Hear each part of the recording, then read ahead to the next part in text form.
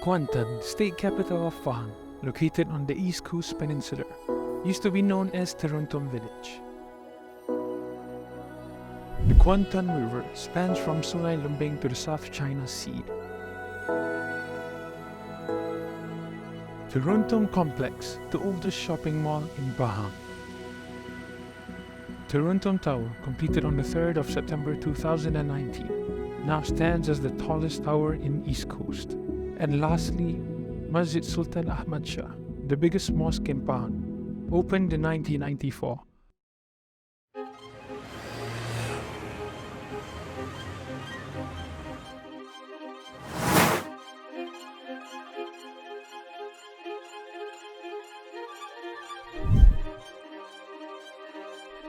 Was built in 1889.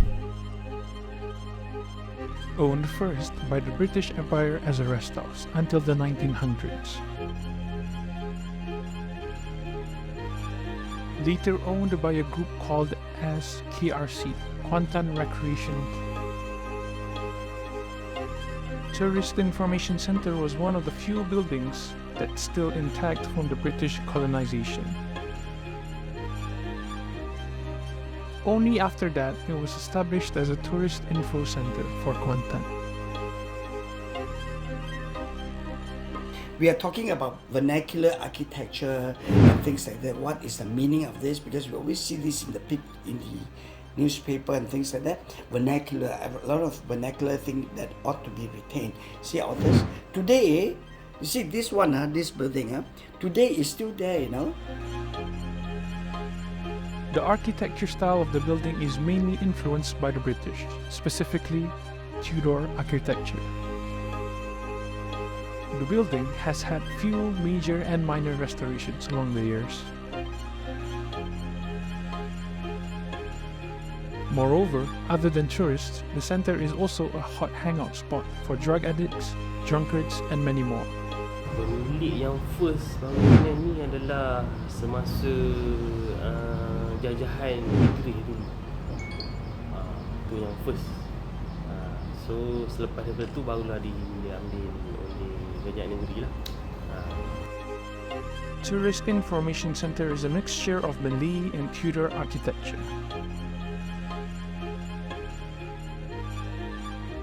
The architect wanted to implement Malay architecture to make it blend well with the local building. That's where the carvings and the ornaments come to play. The walls are all designed based on Tudor architecture.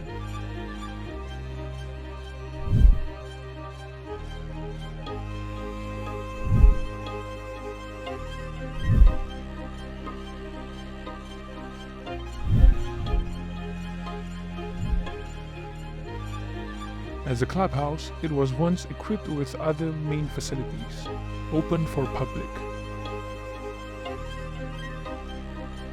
The entrance hall are decorated with wood carvings and many decorations to give a welcoming emotion.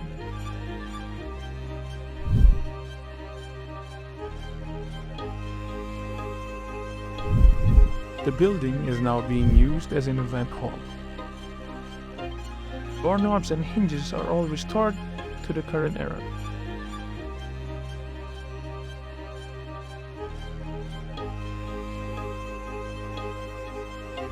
High ceilings are used to create spaciousness in an ordinary room.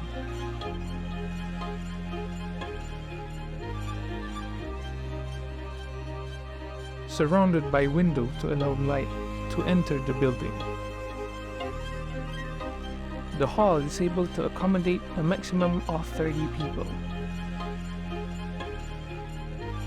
Despite it being used as an event hall, the building also serves its purpose as a tourist information center.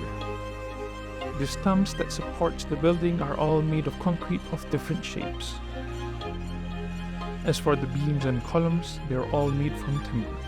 This also reflects the Malay architecture implemented into the building. The clay tiles laid throughout the building is also a representative of a Tudor architecture. The main materials to use for this building is timber, brick, and glass.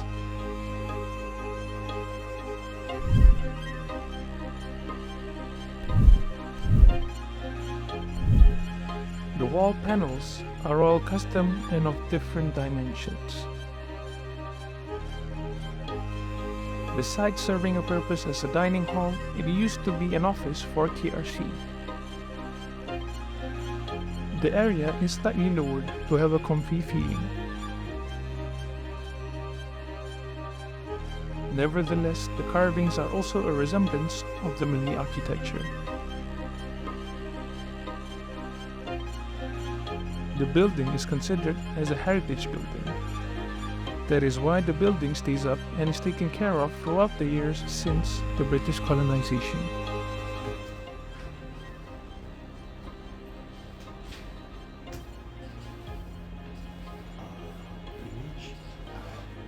Dah, this lah. Jadinya bangunan ni sebenarnya dia dah jadi banyak benda. Function dia tu dah berbagai function. Bermula daripada tempat pemerintahan, lepas tu bertukar menjadi rumah rehat, bertukar menjadi kelab rekreasi, kemudian bertukar pula menjadi pusat penerangan pelancongan, dan sampai ke hari inilah